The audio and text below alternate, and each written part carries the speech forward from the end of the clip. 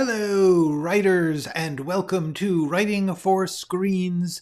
This week's episode, Writing My Novel, number 16, The Blessing of Boredom. My name is Glenn Gers, and I am the Chief Operating Everything of Writing for Screens, a YouTube channel in which I am trying to leave behind the things that I learned, the skills, the tools, the insights and techniques that I had to figure out for myself in a 25-year career writing for TV and movies. I am now trying to put those into some useful forms that you guys can try out for yourself. There is no system, there are no rules, there is no order to look at these things in. It is just stuff I had to figure out that I thought maybe will be useful to some people. Everyone has to figure out their own creative style, their own creative path. So therefore, all you can do is hear about different ideas, try them out for yourself, and see if they work for you. That's what every artist in the history of the world has had to do. There is no right or wrong. There is every artist figuring out for themselves what they can do, what they want to do, what style, what subject matter, what kind of business they think they can get into, or what kind of way they can get their audience to a public. All of these things are going to be different for everyone. So all I can do is tell you the things that I ran into as I tried to figure it out for myself. I am also now, since I have retired from screenwriting, I am writing a novel. And this week's episode, like many other live streams, it's going to be on that topic. However, this is the a screen grab of the channel main page. And if you look down at the bottom, you will see playlists. Here's a bunch of the top three playlists on my page are Screenwriting Essentials, Screenwriting Tools, Skills, and Craft, and The Process, Being a Writer. These videos are only about 10-12 minutes long. Each one has been crafted over way too long to try and give you very, very simple thoughts that you can test for yourself. I beg you to look through these playlists. The titles and the thumbnails make very clear what it's about. Genre, flashbacks, thinking in scenes, dramatic action, dialogue. Just scroll through, try them out. The more you look at these, the more I can teach you. They are here 24/7 for free. And honestly, anything else I'm going to say is going to basically repeat the stuff I've tried to make clear in those videos. So that's really where it is. If I had written a book, those videos would be the book. So there you go. I'm going to say some hellos and then get into the novel. Hello, Hasko, not the pirate. Hello, Nathan, and Meaning Bites, and Doreen. Hello, Jean from Ward number 6 and Pelicans. It is hot, but not as hot here as apparently it is on the east coast of America and the south, which apparently is brutally hot, and I am sorry. So, hello, novelists. No, so far I've tried to just say writers. I'm trying to just get it. It's tricky. I started this channel thinking it's going to be about screenwriting. It's going to be writing about TV, webs, movies. So therefore, writing for screens. Now I'm writing a novel. A lot of people will read a novel on screens, on Kindles and such like. So therefore, I feel like got to do what you got to do. I don't think I want to change the name of the channel. All right. So let's talk about writing my novel. This week's the progress I've had, the things I've learned as I've been working. The first one I wanted to talk about is this idea of the blessing of boredom. I'm actually doing fairly well chugging through. What I have done so far is over many decades, I came up with this story. I couldn't quite figure it out. I was not experienced in writing novels or confident enough as a writer. So I originally actually tried to write this as a screenplay. And so I had the rough shape of the story. And then as I began to try and understand it, I struggled with a lot of it, and I kept putting it aside. Also because I was trying to make money as a screenwriter, I couldn't stop to write a novel. Um, but only in the past few years have I really said, okay, now I'm going to stop and genuinely solve these problems, figure out what I can do. So I finally got the outline done last winter, and now having gotten an outline, the outline for me is a list of every scene and thoughts about what it's about, what's happening in it, and what it means to the story. And once I had figured out what every scene was, I had to get that roughly written. So I created a text document and I began to make a rough version of most of these scenes. And we're talking like literally garbage. Like literally, I can't even describe how bad some of these are. Also, because I did it several times, because I would like rough it in and then I would work on the outline. And in the outline, I would describe for myself, this is what happens in the scene. So at a certain point, I went through the outline and I took all those, this is what happens stuff, which could get pretty detailed, and I cut it and I pasted it into the text. So now I had two versions. I had a rough draft and I had a sort of outline rough draft. So a lot of what I've been doing the past few weeks is just going through one by one and taking each scene and just cleaning it up. Sometimes there were two versions of the same bit of dialogue or two versions of the same action, and I had to combine them or choose one or the other, just smoothing it out so that it is readable, terrible writing with now and then a good line, because that's what happens is as you're doing this, you'll suddenly get a good phrase or two, a good sentence, a good paragraph sometimes.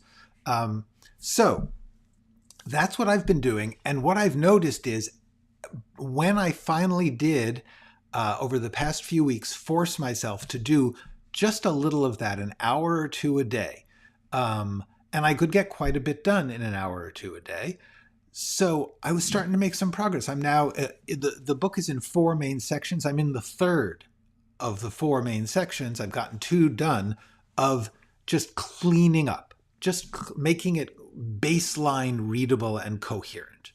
And as I've been doing that, I'm starting to get a little bored. Although I'm also starting to get much more confident and happy about doing it every day. It used to be like, oh, I'm not in the mood today, or oh, I can't focus. And now it's like every day I say, oh, I want to get a little further. I want to keep doing it. It doesn't last forever. I get brain fried and I have to stop. But every day, 10, 15 pages of garbage draft are getting smoothed into rough draft. Still not good, but with some good patches and some clarity. So what happened then is I'm beginning to feel confident. I'm beginning to feel, if I keep doing this, it's going to keep getting better. I'm going to have to go through the whole thing once to get it just rough. And then I'm going to have to start going through and making these scenes good. And then I'm going to have to go through and make the language really good. So that's the rest of this year. But a part of my mind is like feeling like, oh, I'm starting to think about what I want to do next. And I'm starting to feel a little bit, like I said, bored. Like it's not unpleasant work, but it's like, I don't know, if you like washing the dishes, it's like, why? It's something like that. It's craft. The thing is, I have done enough projects, not novels, but I've written enough scripts to recognize this feeling. And this feeling is actually the sign that I can get it. Until recently, I was like, I don't know if I actually can do this. I'm going to work until I do. But now I'm beginning to see, okay, if I do this, and then I do the next draft and the next draft and the next draft, it will become actually as good as I can make it. Will that be good? I don't know. It doesn't matter. You can only do what is as good as you can do. If my best is mediocre, then that's what it's going to be. I can't, all I can do is try to make it as good as I can. I think I have pretty good taste. My experience has been people generally like to read what I write, so I have to have some confidence. I can't think beyond that as far as, am I making it good enough? I'm obviously going to make it as good as I can. If I see a paragraph and I'm like, that's kind of boring, but I could, make it more flavorful with some description, or cut it into shorter sentences, or whatever it is that's going to make that better, I'm going to do that. So that's where I am, is that I now know that if I do what I know I can do, it will be as good as I can make it. And so that is when you begin to feel bored. But it's a wonderful kind of boredom. It's the boredom of showing up to the shop every day and unlocking the door, and all the goods are on the shelves, and all you have to do is wait for the customers to come in and sell them. Whatever it is that's a routine of your craft, of your business, of your thing you're doing, that's where I'm starting to get. And that's delightful. And I wanted to talk about that because in the past, what happens is a part of my brain starts to think about other things I want to do, because this one I feel confident of. This one I'm like, oh yeah, this is going to work. It's like brick by brick, bird by bird. If I keep laying these bricks down on this wall, it will become a big wall and it will be great. And then I can put a window in and a door in, and I got a house. If I put more walls on. So the thing is, a little part of me is like, it's done. It's solved. Now, it isn't done. I have so much work to do yet. I have so many, many, many scenes that need to be researched and thought about and created. But I do believe if I keep doing what I'm doing, it will work. So a part of my brain is saying, okay, well, what would be interesting? What would be more of a challenge? What do I not know if I can do? Because that's the thing you're always looking for. It's like, what's the next thing? The danger here, which used to happen to me when I was writing scripts, is at that point, often I would say, oh, I'm feeling bored. This must be bad. That is not what's happening. When you get bored in this confident way, if you're actually making progress and you're getting bored, it's because it's working and you should not give it up. I used to actually give things up at this point. It's like, oh, I know I could do it now. As I got a lot of things to figure out, but I know I can. And I got bored and I said, it's not worth doing. And I didn't finish them. That was bad. That was a terrible, terrible idea. But what I have learned is not to think that this feeling of productive boredom is a sign that you should stop. It's actually a sign that you can confidently keep going and kind of stress less. I'm going to take a moment to say hello. A bunch of people have come in and said hello.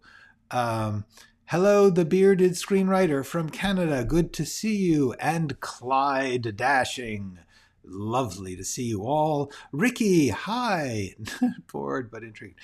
Boredom is a distraction-free place in solitude, just waiting for you to write. Aries Aurelian is exactly right.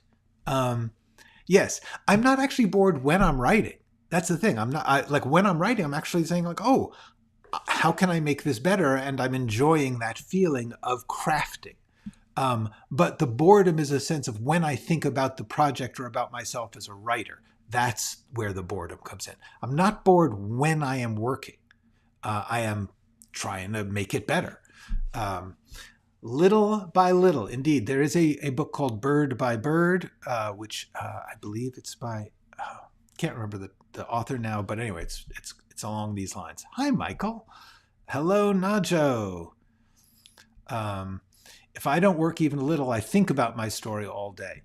Yes, that's the thing, is that instead of feeling stress and not working, I'm working and then feeling a little like, okay, yeah, and what's actually interesting is I am looking forward to the next work session when my brain begins to fry, because I can feel that. I can feel when I'm not really focusing because I've done enough. and it's simply my I need to relax and unwind. Sometimes I can do it for an hour and then come back and do like take a break for an hour and then come back. Sometimes like, oh, it's late in the day, I'll start tomorrow.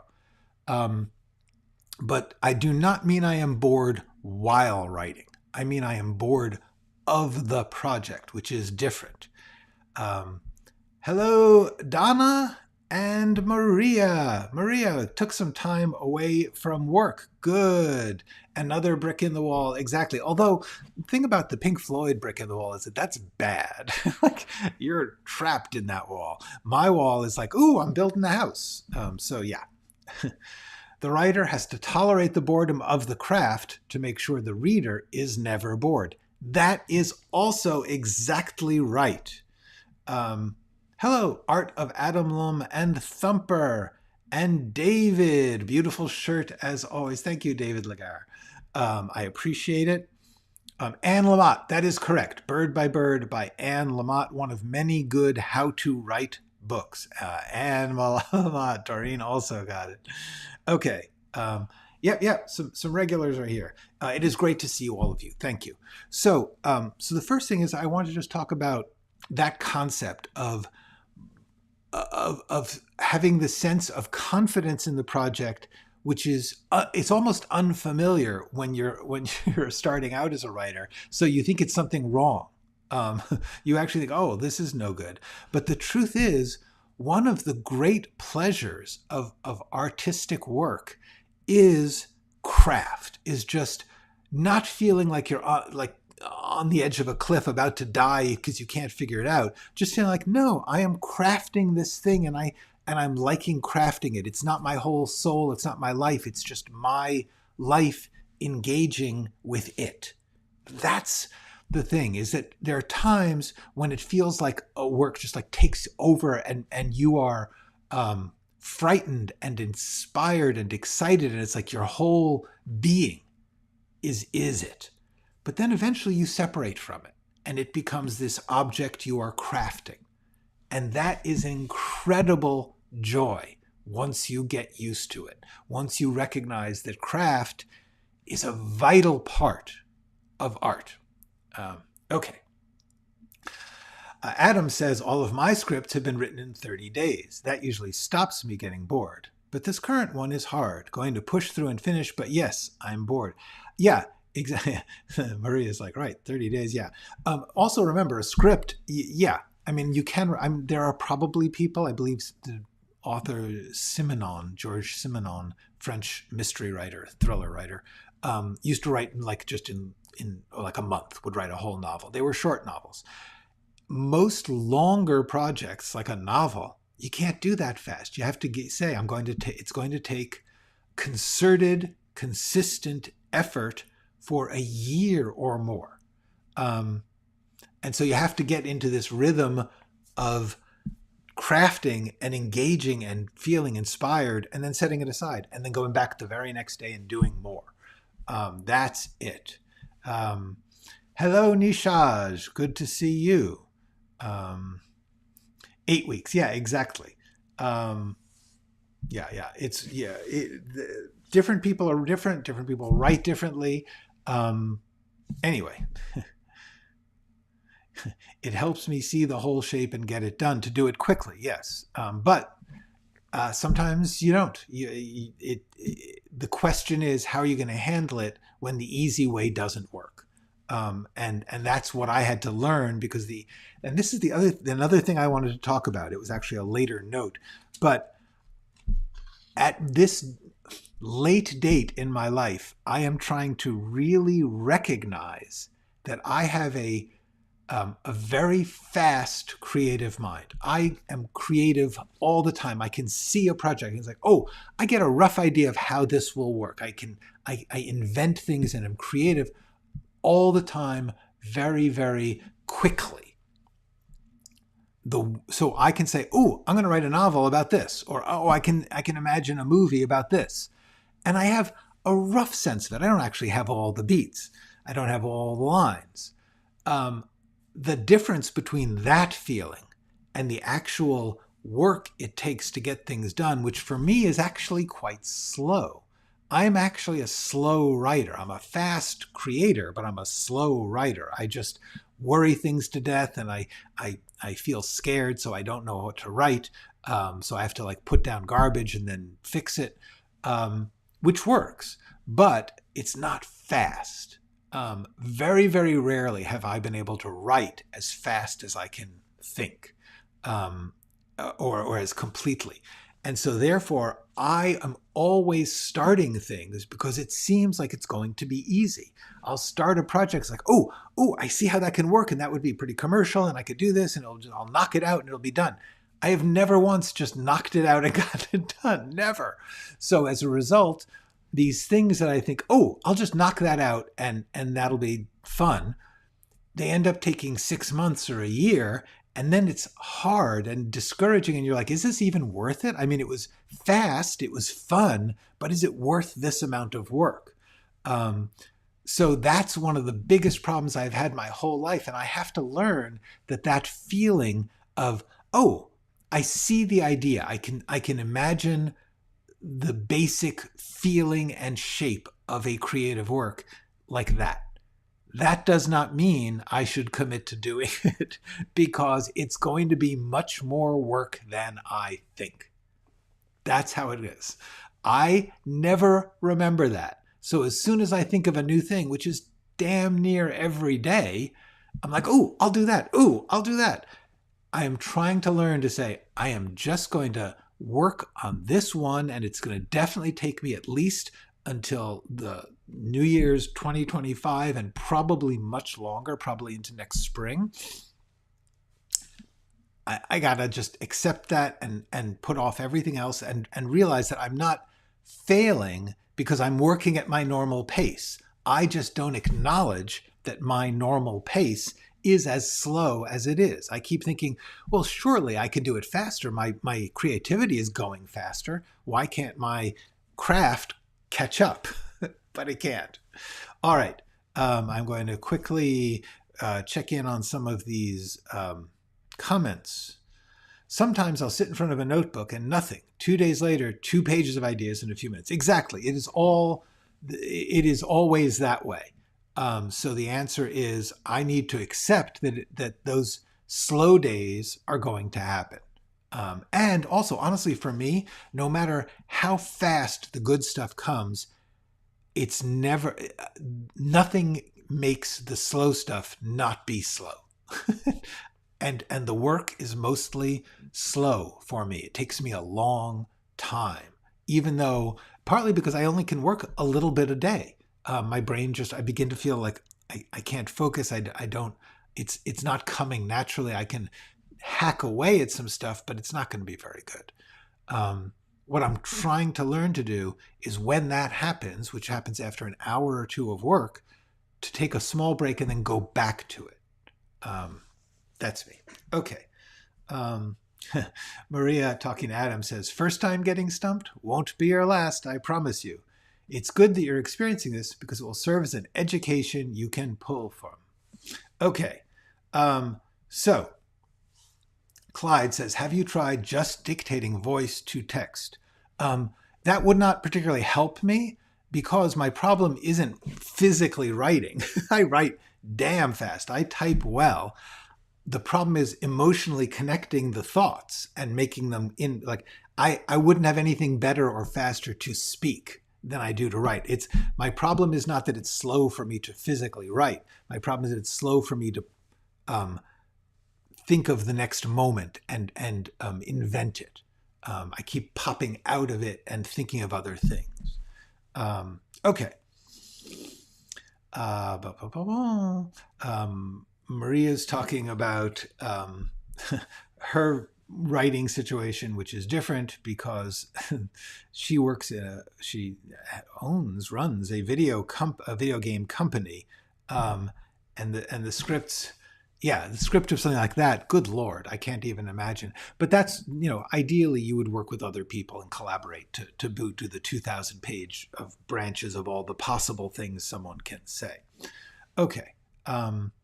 Donna says, my mantra has recently been create like an artist, write like a staff writer. meaning I can take more time to envision and less actually writing. Yes, when I was script writing and I often had a deadline, I would, as I got better at it, I could move faster. Um, One of the big problems with this is, and this is the other thing I wanted to talk about, I don't really know what I'm doing here. It took me, in some ways, I'm very fast, but it took me decades to get comfortable with the script writing process, to get confident and able to do it on demand. I now have the confidence that I can do that, but I don't really know how to do that in fiction. So as a result, I don't really know what I'm doing with this novel. I'm learning it as I am going. I'm choosing and figuring out how I'm going to approach things as I run into them. Because I believe that one of the things I've had to do is recognize that I'm not following a model or a formula. I have many, many models. I have many books that I've read that have been, oh, that's kind of like what I want to do. But there's none where I'm just like, I'm going to take the form of that and the voice of that and the approach of it and just copy it, basically. Just you work in an established voice, in an established style. So as a result, I don't quite, I know what is happening in every scene. I will have a scene, for instance, all right, I'm trying not to give away too many spoilers here for the book, but for instance, I'll have a scene where the main character, Tom, is acting as a front, as a fraud painter in order to con money out of a government program supporting painters. He's working with an actual painter. So Tom is a fake painter. He meets an art gallery owner who is expressing a lot of interest in Tom's work. It turns out that the gallery owner has been hired, coerced, pressured by someone else to essentially try and find out about the real painter. I got that scene. I know what that scene is going to be. The gallery owner comes to visit Tom in his apartment studio, makes conversation. Tom begins to realize that this gallery owner is in fact trying to get information about Charlie, the real painter, and making the decision to play along with it because it's emotionally to his advantage, to Tom's advantage, to have this relationship with this guy who's snooping. That's a scene. It's a very simple scene. If I was writing it as a script, I could do it quickly. But I can't do it quickly in prose because I'm not quite sure how technically, craft-wise, to do it. In fact, one of the big problems I'm having is I am writing every scene essentially as a screenplay scene. In other words, it's based in dialogue. It's based in the way that the people talk to each other. And I can describe how they talk, but the fact is, I'm writing too much like a screenwriter. It's not the way I want this book to read. So at the moment, I'm doing a rough draft that's kind of like a description of a screen scene where I put the dialogue in quotes and I say oh, he looked out the window before he asked his next question. That's still not, that's not the kind of writing I want this to be. So I am having to figure it out as I go along. First, I have to figure out exactly what's happening. But then what do they actually say to each other? How much of this will be in dialogue and how much of it will be in description? I've talked about this before. I have not got that in my head comfortably yet. I have to figure it out as I'm going along. So this was scarier, but now I'm getting confident that if I keep doing it, I will figure it out. It's just slow. It's just taking me longer than I would like. Because once I know what it is, I want it to be over with. It's like, okay, I just want it to be out there. I want people to read it. I want it to be done. But I have a lot of work to do, and I haven't yet learned the language of this particular book. For me, the language of this book has to be its own language. the style. And I'm hitting it now and then. I'll hit a paragraph. I'll be like, that's it. I found it. The particular flow of description and comment, because the author, the character is writing his memories. So he's mixing opinions about the things with descriptions of the things. I am learning that I don't know how to do this yet, and gaining confidence that by doing it, I will figure it out. Okay, anyway, let me just get on to these comments. I apologize. Okay. Nishaj is asking a question about a script. So, Nishaj, I'm going to get to you in a second, but I want to get through my things here. Okay. Jean says, because a novel takes such a long time, I find myself going on tangents with the plot. Makes me feel like I'm wandering and wondering, what am I doing? Yes, at least now my outline has been locked in enough. I was tangenting enough a lot until I got the outline set. But now at least I know what the outline is, and I'm not going on too many tangents. I'm going tangents in the words. I still do that.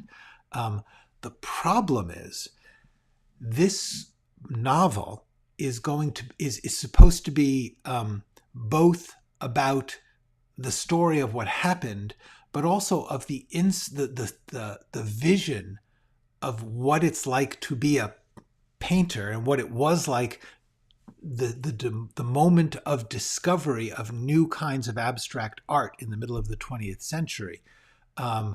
It's about that too. It's about my thoughts and feelings about art, and about New York City, and about a lot of things. So therefore, I want the character to indulge in tangents on those topics.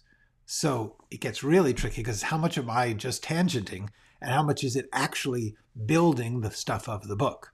Okay. Adam says, it's his third script. First one stumped me for a bit. I am sure it will go well. Okay. I'm just scrolling through some of these comments quickly before I get back to my prepared notes. Okay. So the other thing I wanted to talk about is in figuring out this process and my style, what I didn't know, and the thing is, I have a screenwriting style that I'm comfortable with now. It took me 30 years and 50 scripts to get it. But the thing about a script is it's relatively fast, and I could experiment. I could say, okay, in this script, I'm going to write much more descriptively, because I like that. In this script, I'm going to write big speeches. And I would do that, and then I would see what worked and didn't work, because I'd finish it. And the next script, I would try something different. And as I did that, I learned what things worked for me, and I built a style that I felt confident of, and that just came out naturally, because I had done, like I said, 50 scripts. Okay. After 50 scripts, I was confident. I didn't have to think about the style. It was all in the same style, appropriate to the story, but the mechanics, the craft of screenwriting, I had made my choice about how descriptive to be, how to get in and out of scenes, how much to make dialogue speeches, and how much to make it back and forth. That sort of stuff was natural after 50 scripts. I haven't written 50 novels, so I don't feel that confidence. So one of the things I did was I said, well, I'm going to look at the books I love. The main thing about this is that this story is in the first person, written by a character who is talking about events that happened in their life, essentially like a memoir. Now, there are many, many novels that I've read that are like that. One by Graham Greene called The End of the Affair. One called Endless Love by Scott Spencer. Oh wait, what else I got here? A bunch by Paul Auster, Moon Palace and Leviathan. So those examples were there for me, and I would read them, and I would think, can I just take this style? Can I just use a sort of approximation of this style of each of these different books, and try and write in that style? And then get my stuff into that style, so I wouldn't have to worry so much about how to talk, how to speak. And I've discovered I can't. That the style I want is going to be a kind of weird mixture of all these styles, and my own style as well, my screenwriting style. So as a result, I'm having to figure it out by doing it and looking at trying things like, oh, I'm going to describe every detail of this moment, and then thinking, it's just going on. Or in this one, I'm going to sort of generalize about these artists. That's not feeling like it's enough connected to the action. So by then tinkering with it and say, well, I have to talk about a specific artist at a specific time, or I'll figure out the technical way to accomplish what I want. But that's hard because I haven't done it before. What I also realized is that it has always been my style to take from a lot of clashing examples and mix them into one. That has always been my creative style. Almost all of my best scripts do that. People love it, but they have a hard time with it in the business end, because they're like, no, stick to one style. But I'm like, the most refreshing thing is when you have both a sort of jazzy, loose style, but also I also love like Dickens, who is actually, he's actually very jazzy and loose in his books. But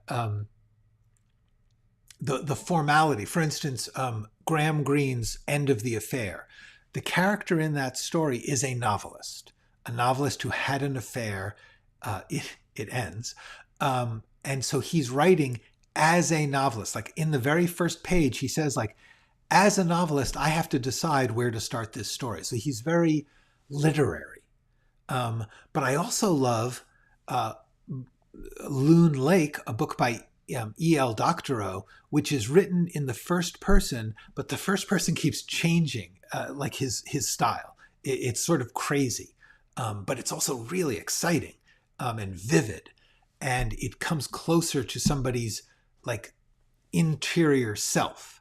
So I'm trying to mix those two styles, which are they could not possibly get along. But that's, if I can get it, if I can blend them enough, it will be magical. And that is what I have done. Like when I did my movie Disfigured, I wanted it to be very improv, Cassavetes, ultra low feeling, but I actually scripted out almost every scene in great playwriting detail, so that the dialogue is very crafted. But then I wanted to shoot it and have it feel like it was casual, captured in a low budget, improv-y kind of way. And I did. And it, some people like it, some people don't, but at least I got the magic I was looking for. Okay. So what I've realized is, while I learned to do that over 50 scripts and 30 years in screenwriting, I am now at the beginning of learning how to do that as a novelist. And I will frankly not get the chance to do 50 novels. So I have to work step by step, doing the best I can and figuring it out as I go along. Okay. So let me go back and catch up on comments. Michael, what was my process? Process of adapting a novel. You mean like adapting a novel to a screenplay? My process was essentially to outline and memorize enough of the actual events, the things that happened, but then eventually forget the way they were told in the novel and think, how would I tell that in my screen voice, my screen style?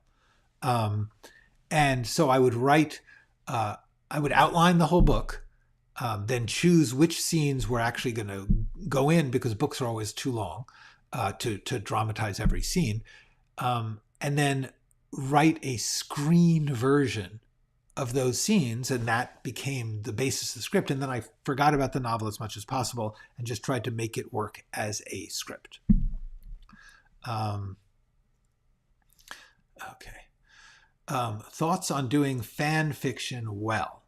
That's interesting. I have never really done fan fiction, but my basic thought on fan fiction would be it's fiction.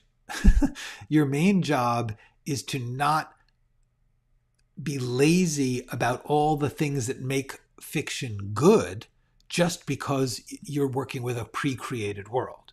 In other words, your job in fan fiction is to breathe life and immediacy and originality and into a thing that you're essentially adapting somebody else's work and making it your own. So good fan fiction should feel almost like it's not fan fiction. It should just be alive with the reality of this invented world that you happen to have borrowed. That's my thoughts on fan fiction. I thought there's a certain amount of just, you can be a lazy fan fiction writer, and people are, where they're just like sort of clumsy writing, but the things they're describing are so fun that you're like, okay, I'll put up with the crappy writing because I want to hear this imaginary story about these things that I can envision because of the original creator. To me, that's the bad fan fiction. That's the fan fiction that feels like it's not fan fiction. It's fan gossip. Okay. The main thing about fan fiction is it's fiction. You have to write in your version, your style, and make it as good as you can. You have to do the same thing with the borrowed world that I'm doing with my invented world. Okay. Adam says, hugely helpful listening to someone who has done 50 scripts. Appreciate. Ultimately, we have to learn from our own experience. Yes. But my ideas help. Thank you. This is actually very important. Somebody recently asked me why I don't do more like analyzing clips from movies and things. Because I know that's popular, but I really feel like the main thing I have to teach that no one else seems to be teaching is the crucial, the central experience of being a writer is that you have to eventually look at the blank page and not the clips, not think about anything else but the actual words you are writing. That is what I am having to force myself to face on this novel. That is what I am trying to teach you all. You all have to do that. When it really comes down to it, it doesn't matter how great the thing that inspired you is, or how much you are copying it, or doing whatever you're doing from it. When it comes down to it, nothing exists except your blank page and you. And when you fill that blank page with your words, then you are being a writer. And then you have the chance to make it good writing. As long as you're not thinking about that, as long as you're thinking, well, they did this, you're not doing the thing. You're not saying, how can I make this moment flow? How can I make this moment perk up the audience or sting or whatever it is that I'm trying to get them to feel? How can I make them see it? How can I make it move so that they're worried about what's going to happen? That is only done between you and your story. And that's what I'm trying to force myself to do, and it's what I'm trying to remind you guys to do, which is why I'm going to take a minute here to talk about the one other topic I wanted to talk about, which is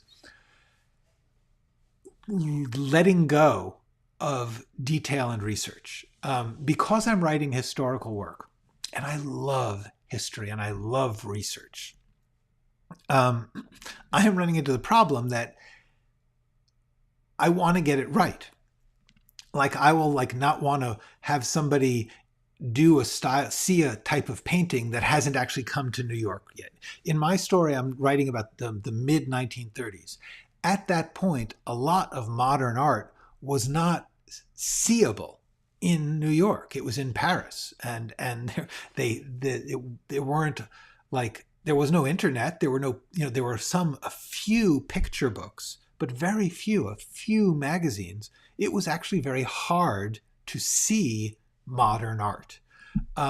It wasn't like that was in the magazines. It wasn't like this was a style that you could. So I have to be very careful not to have somebody be able to talk about something that they wouldn't have been able to see. That kind of thing is useful, but it can get in the way of my writing because I'm like, oh, well, could this have happened in 1936? Blah, blah, blah. So the past week, I ran into a problem.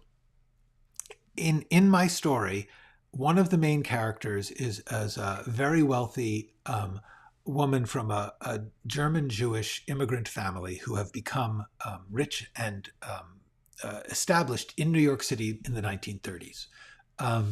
And at a certain point, she needs to get out of town. She just needs to get away from what's going on there in her emotional life. So she goes down to Florida. Now, in my mind, I pictured Miami Beach, the Jewish clubs and resorts and hotels that flourish there, which I've seen in movies and read about in books.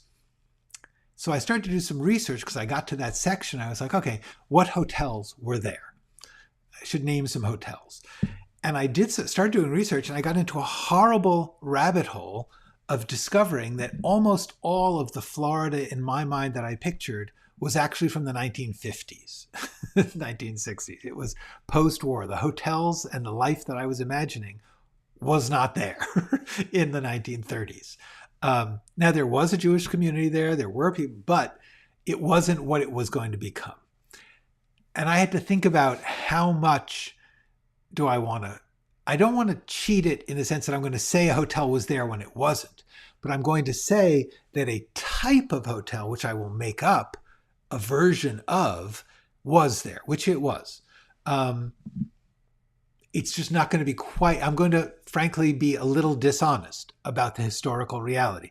I'm going to import more of the post-war lifestyle to the pre-war than was really there.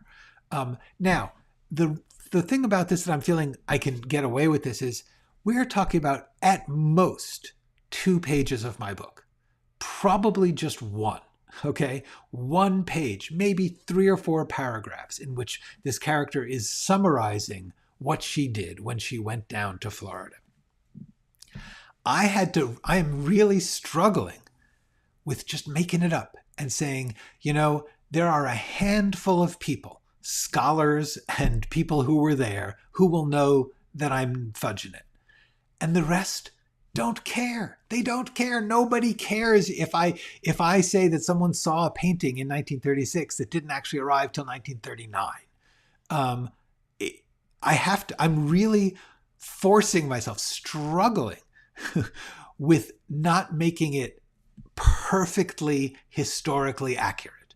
And I had to write a big note to myself and put it in my notes to say, this is not being written for the handful of people who know the facts. This is being written for people who don't know anything about this and don't care because they want the feelings. They want the story. That's why they're reading this. And it's okay to not get it 100% right. I am really struggling with this, but I know I am making the right decision to not stop writing as I did and spend hours trying to figure out where the hotels would be and what they would look like. I have it in my head. I have a feeling in my head. I'm going to write that. Later on, I can double check some details. Anyway, I thought it was very important to talk about the things that hang us up because of our personal feelings for what is the best. And the thing that happened to me as a professional screenwriter was at a certain point, I was like, well, it's not going to be the best, but if I don't hand it in on time, I'm going to get fired and not paid and not hired for another job. So I had better do the not best version, the version that's a bit of a lie, or the version that's kind of cliched, and get it done as well and make it work for the goals, the main goal of the project, which is to be romantic or to be inspiring about art. That's the goal. If I have to do that by skimping on some of the scholarly perfection, I have to learn to do that. So that's been the other big lesson of the past week or so. Okay. Maria, in our comments, is giving a lot of really solid, for those of you who are interested in fan fiction, which Maria is an expert in. Maria knows a lot about this, so please look in the comments and scroll through and read this discussion about fan fiction and what you can and can't do in fan fiction. I am not experienced like Maria is, so please do take a look at that. Okay. Good. Made to order diaper. Ouch. Weird. You certainly have every right. Made to order diaper.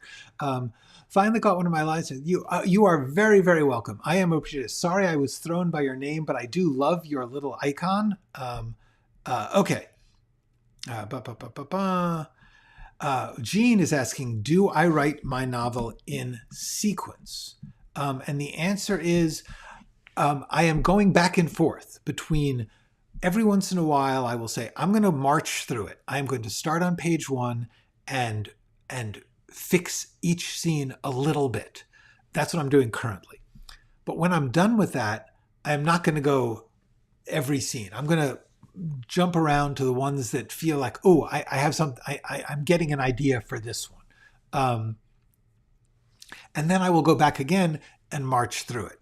And then I will spend time in this section or that section because some of them are better than others. So the answer is, and this is something that I've talked about a lot, the spiral process. I'm going to spiral through this because I'm going to go once around, marching through and just cleaning up, just making it like if there's like in many scenes, okay, there's scenes where the main character Tom goes to Charlie's loft. Charlie lives in a industrial loft, which was just starting in the 30s. It's a New York artist thing. The thing about lofts is that the street door is locked at night at least, and if Charlie's up on the 5th floor, a thing that used to happen a lot is that they would throw down the keys. You would push a buzzer, get their attention. They would open the window, look down, and if they see that it's somebody they know, they'd throw the key down, attached to something safe. So I have a scene where I had 2 versions of that happening. One where Tom uses the buzzer and Charlie throws down the key, and another one where Tom sneaks in the street door, excuse me, and then bangs on Charlie's door because Charlie doesn't want to see him, so he wouldn't necessarily throw down the key. I had written that 2 different ways at different times without realizing it. So now I had the same chapter with the same thing happening twice. I had cut and pasted my versions together. So I had to just go through it and choose which one was going to physically happen. Does he go up or does he wait down? And then make it read well and try and take the words that were good from each version and get them in there. That's what I'm doing right now all the way through. But then I'm going to go back and I'm going to read it. And some things I'm just going to skip. I'm just going to be like, yeah, okay, I'll get to that later. And then I'll go to the next one where it's like, okay, I really want to get this one better. And I will then dig in to that on the next spiral around. So I'm going to just keep, and then I'll go back and march through. That's the thing. Every time around, I'm doing a slightly different thing. And each time I do it, it's getting a little more solid. Can Tom understand the mentality of the artist? Yes, that one of the big things about this story is Tom learning as a person who's had no experience of art to learn what art does for people and what artists do with art. And it's a lot. In trying to express this idea to the reader, I'm passing it through Tom's education. Okay. Hello, Lake Filter. It is nice to see you. Okay. Jordan Lachelle says, do you think if I use AI drawings for my book, it would be illegal? I'm struggling. I draw, but I'm too lazy to do it. Okay, here's the thing, Jordan. Legally, I do not know. I cannot say. This is not legal advice. I am not giving you legal advice. What I am saying is, first of all, do some research, because there probably is, like on the internet, some lawyers who have said, who work in intellectual property, who said these are the rules.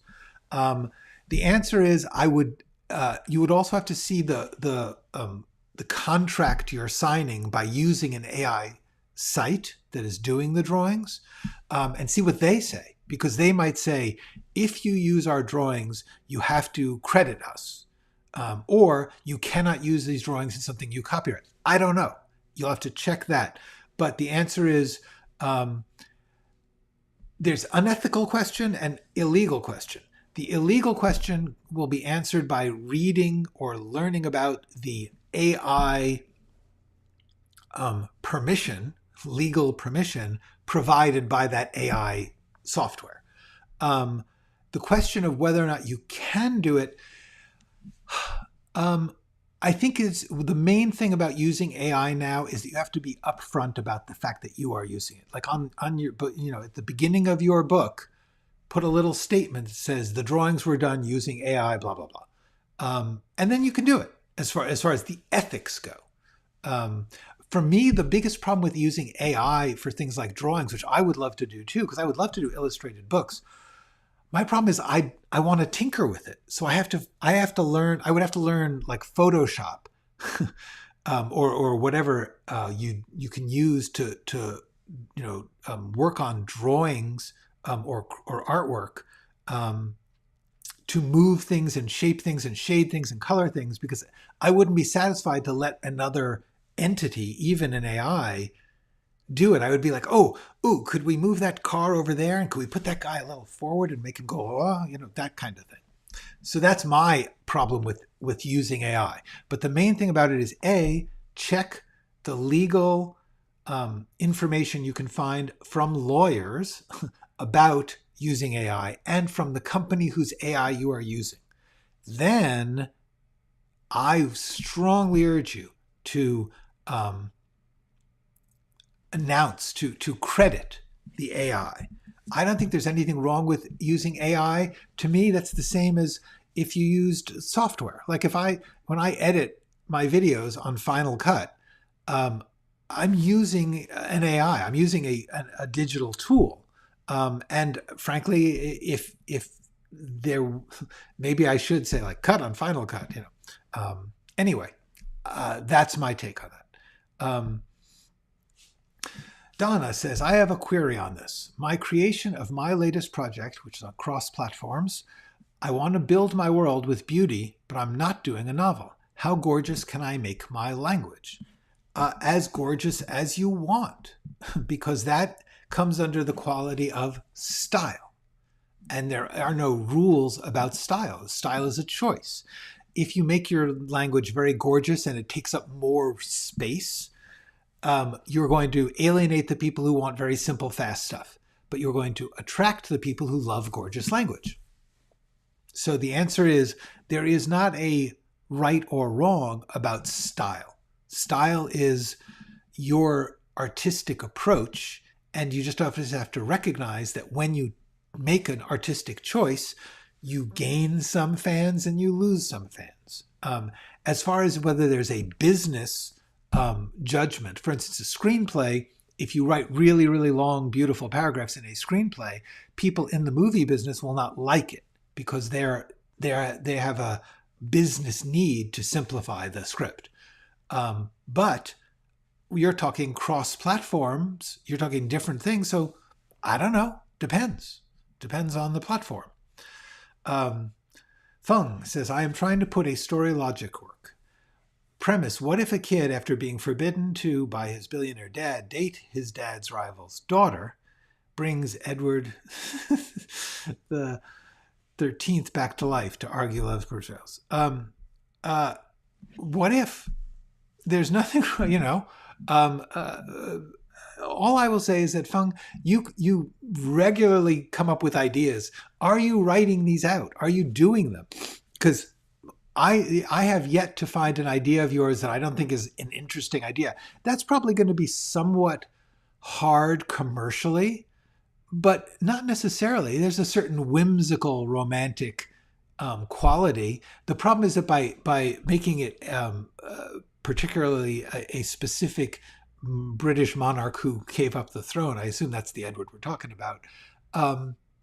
You're narrowing the audience. But on the other hand, how cool? So, yeah, the answer is, will it work? Could, certainly could.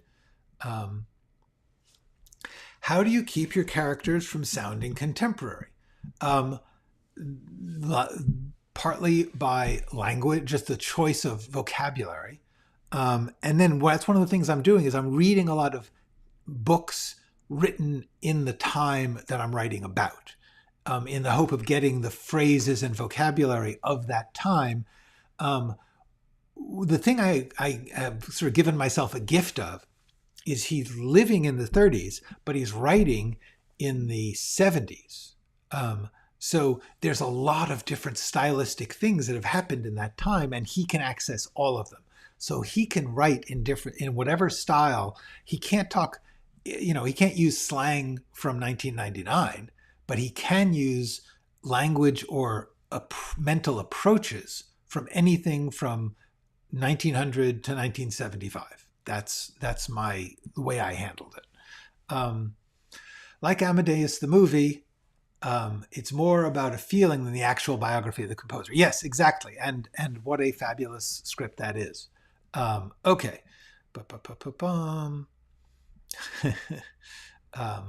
Adam is talking about the legal issues. So please, if you get a chance, Jordan Lachelle, check the chat for Adam, who's talking about the legal issues. Jean says, as a lawyer, the research of fact is a big deal, and I even make copies and misplace them. So your advice is, yes, exactly. It's one of the biggest problems is that you come into things with your own mentality, but you do have to remember, and there's nothing wrong.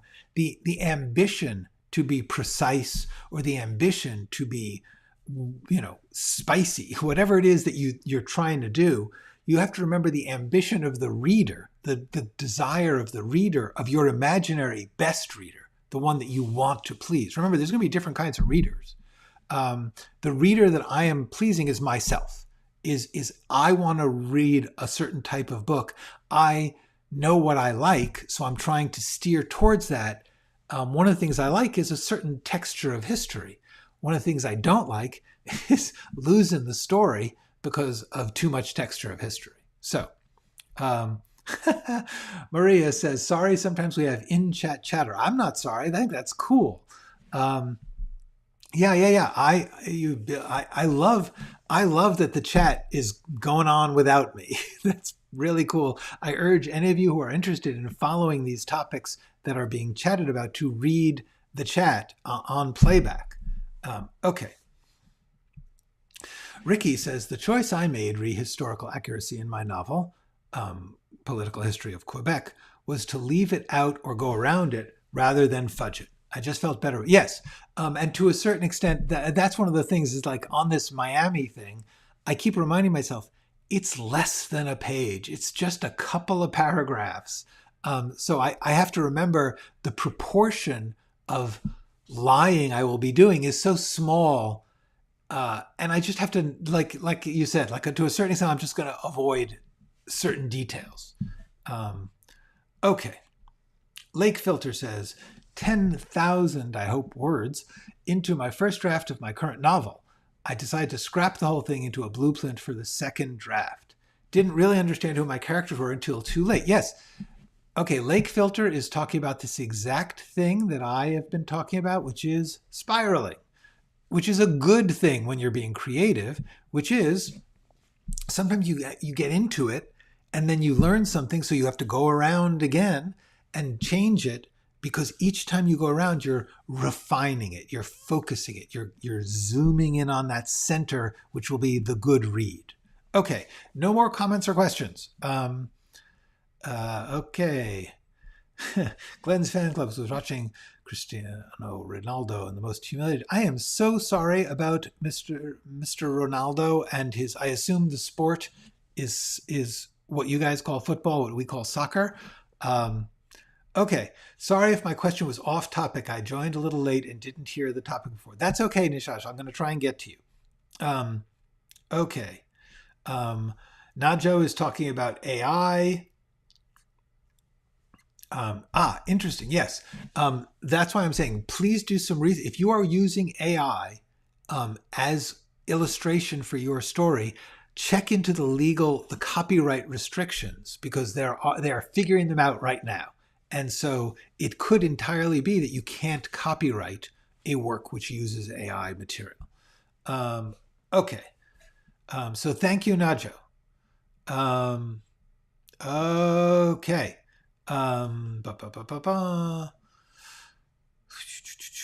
Okay. Wheat says, I have many disconnected scenes written, but I feel I've trapped myself in writing every second beat for beat. How do I write myself from scene to scene or inform the reader of small time jumps? There's two things you can do about that. Is if you can get a full draft, even if it's way too long because you've written out every beat, then you can always go back, make a copy so you don't lose it, and then try cutting, try simplifying and skipping to make it read the way you want to. That's one way. The other way is to make an outline, which I urge you to look at my videos. Hold on. One of them is why outline, and the other one is how to outline. I will put links to those down in the description in about 10 minutes after we're done here.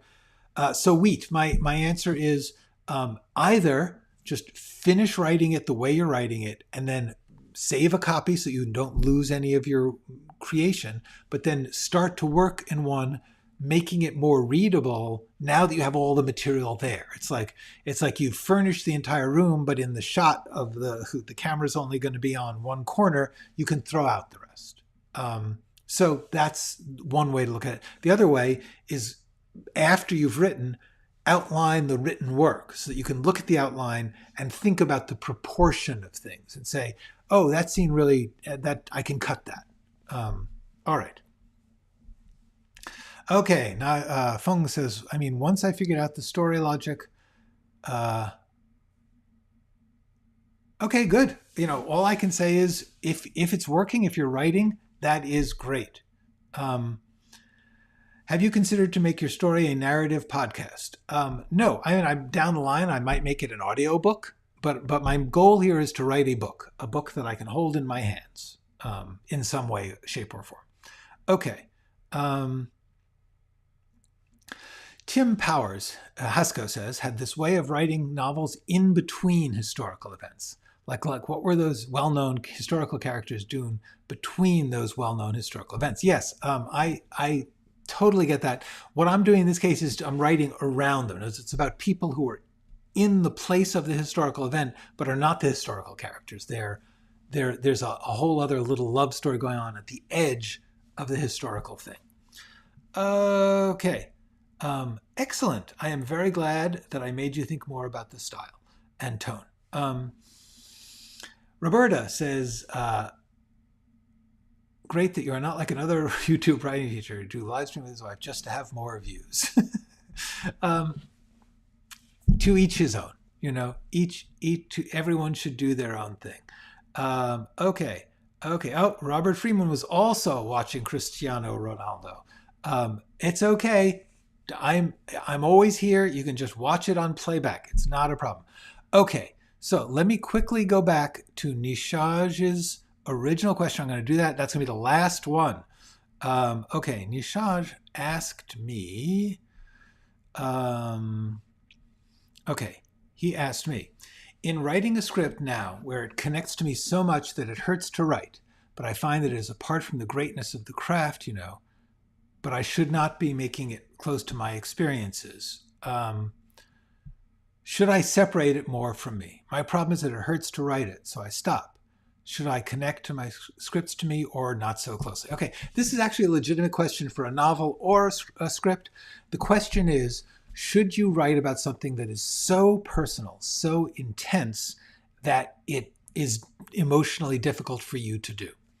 And the answer is, if you want to, if you're okay with going through that process, that's part A. Part B, if you are okay having complete strangers and the people who are in your life read that personal thing. Those are all things that you have to think about. There is not a right or wrong. Should you do it? You should do what you feel most gratified by doing. I personally think that it's not a bad idea to think about what is the creative version of the personal thing that may in some way protect you emotionally, but also protect whoever you're writing about in your life or whatever you're writing about in your life. Remember that those people will read it or hear about it. Or, if you write about your deep, deep feelings about one person and then a complete stranger reads it and they talk to you about it, it can be, you can sort of wish that you hadn't. So I would say, if you are going to write something deeply personal, just be prepared for the exposure and the emotional difficulty that will cause you. If you want to do that and you think that that's valuable, it will create something valuable and special. If you're okay to do that, do it. Otherwise, no. Make the made-up version that contains or conveys the events or feelings that you're trying to get, but are not recognizable to others and not identifiable. That's my take on that. Okay. And with that, I am going to say so long. I'm going to say see you next week. I am going to say go write something.